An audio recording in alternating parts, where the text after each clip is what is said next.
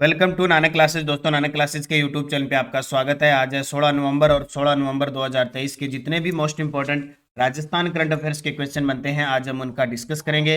पूरा वीडियो ध्यान से देखना और लास्ट में मैं आपसे क्वेश्चन पूछूंगा जिनके जवाब आपको कमेंट बॉक्स में देने हैं। आज हम पढ़ेंगे नई दिल्ली में राजस्थान मंडप का शुभारंभ, राजस्थान मूल्य सूचकांक में कृषि, श्रमिक, औद्योगिक, ये सभी पूरी सीपीआई जो जितनी भी है उन सब की चर्चा करेंगे। और राष्ट्रीय खाद्य सुरक्षा मिशन की शुरुआत कब हुई थी, कब इसके अंदर मोटा अनाज को शामिल किया गया था, वो पूरी चर्चा इस वीडियो में करेंगे। तो सभी प्यारे विद्यार्थियों को प्यार भरा नमस्कार, गुड मॉर्निंग। सबसे पहले आपको बता देता हूँ, पिछले 4-5 दिनों में आपको नानक क्लासेज ऐप में जितनी भी टेस्ट सीरीज चल रही थी उसमें ऑफ दिया था, और जो भी टेस्ट सीरीज जिसने ली है उस टेस्ट सीरीज का अध्ययन करें। आज से लगभग सुचारू रूप से वापस वो टेस्ट सीरीज है वो शुरू हो चुकी है। तो 16 नवंबर 2023 की करंट अफेयर्स की चर्चा करें। पहला प्रश्न देखिए, नई दिल्ली में आयोजित 42वें भारतीय राष्ट्रीय व्यापार मेले में राजस्थान मंडप का शुभारंभ किसके द्वारा किया गया। कल हमने कम से कम 10 से 11 जितने भी विधेयक थे राजस्थान सरकार ने जुलाई और अगस्त में पेश किए थे और पास हुए थे, उनकी चर्चा पूरी डिटेल से की थी। तो वो वीडियो कल वाला पूरा देख लेना जिसने नहीं देखा है।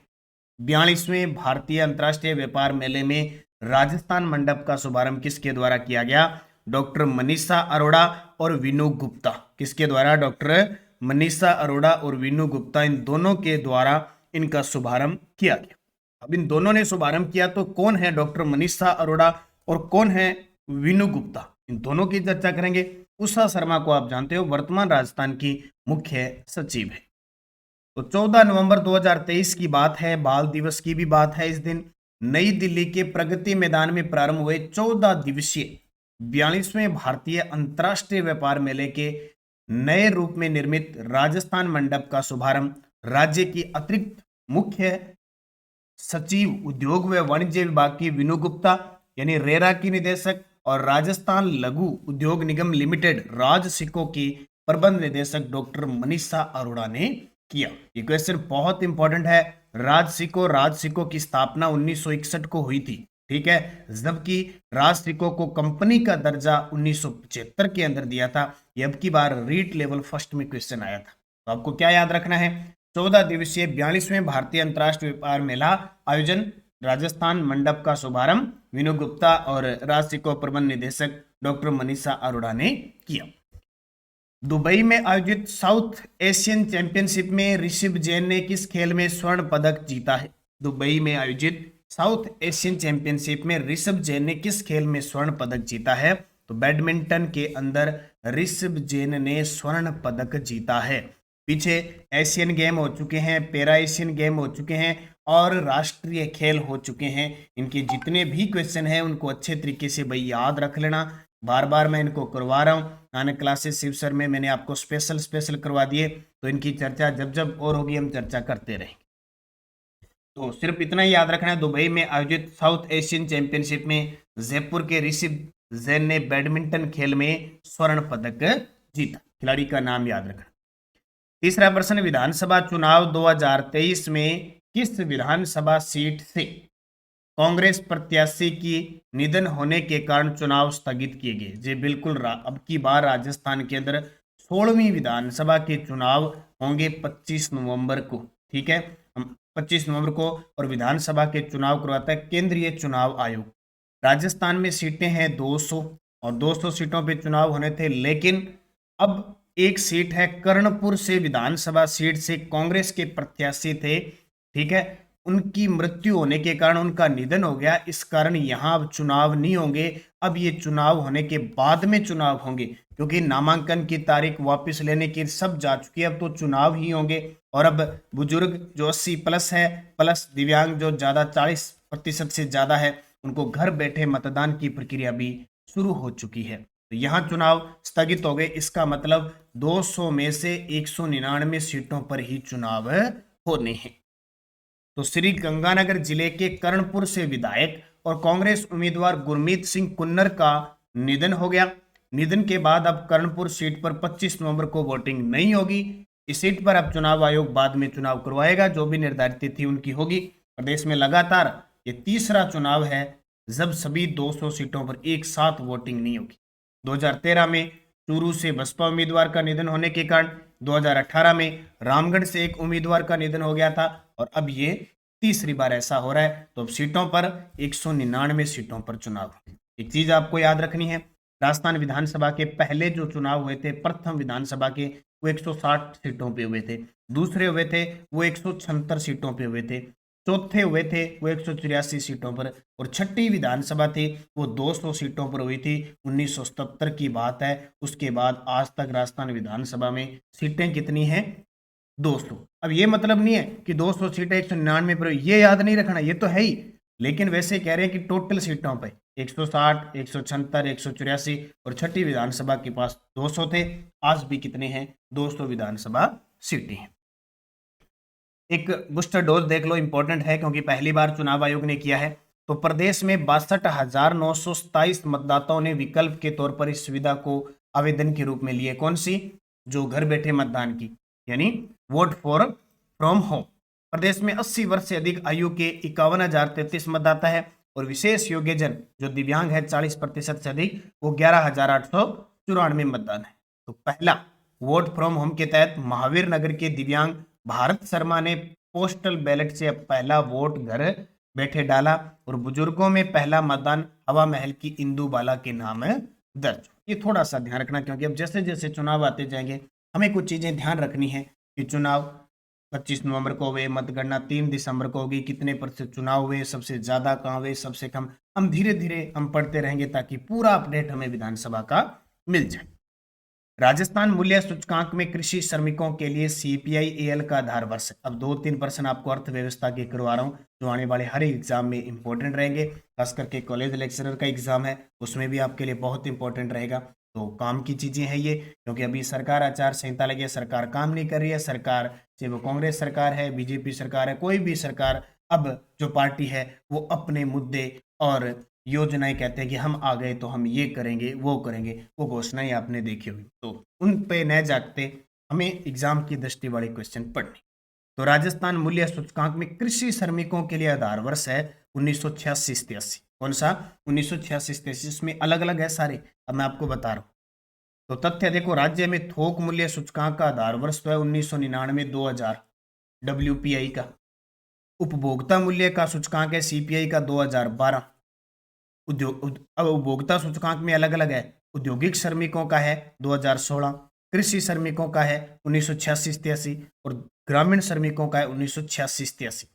ये आपको पता होगा, औद्योगिक श्रमिक, कृषि श्रमिक और ग्रामीण श्रमिक, इनका जो मूल्यांकन जो रिपोर्ट तैयार होती है वो शिमला में तैयार होती है केंद्र बिंदु, जबकि ग्रामीण और शहरी का जो संयुक्त है वो नई दिल्ली में बनता है। तो इंपॉर्टेंट चीजें ये आपको याद रखनी है, सारी काम की है, सीधा ही आता है पेपर में और लगभग एक एग्जाम में आधार वर्ष तो पूछा ही जाता है। जनगणना 2011 के अनुसार महिला कार्य सहभागिता पर कितनी है? हर एक एग्जाम में जनगणना का प्रश्न होता है और आजकल छोटे मोटे प्रश्न पूछने छोड़ो कर दिया, अब ऐसे प्रश्न। जनगणना 2011 के अनुसार महिला कार्य सहभागिता दर कितनी है? सहभागिता दर कितनी है? तो कितनी है?